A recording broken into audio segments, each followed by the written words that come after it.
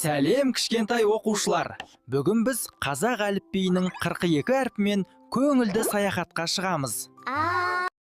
Балалар, біз бүгін әліпби әріптер үйренуді бастаймыз. Бүгінгі сабағымыз А әрпін өтеміз. А әрпінен басталатын сөздерді қайталайық. Алма, алма. Ата, ата. Арыстан, арыстан. Ағаш, ағаш.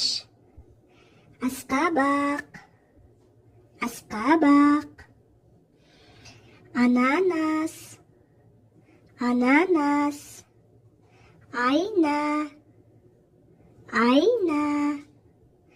Алмұрт, алмұрт. Ат, ат.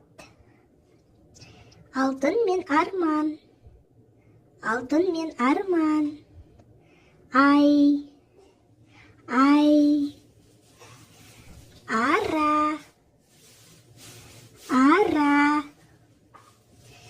Аққала, аққала. Жарайсыңдар балалар, тыңдағандарыңа көп рахмет. Каналыма тіркеліп қоюды ұмытпаңдар. Алдағы уақытта тағы да ақпараттармен бөлісетін боламын. Балалар, Б әрпінен басталатын сөздерді айтып үйренеміз.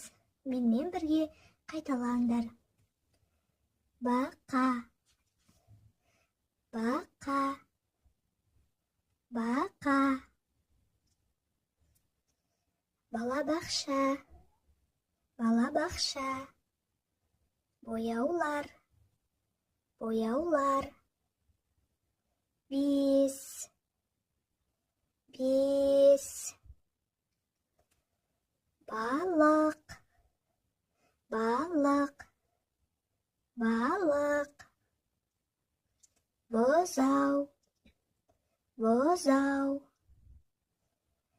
Бөлме, бөлме.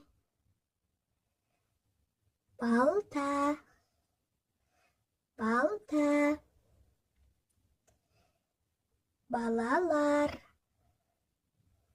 балалар. Байқау, байқау.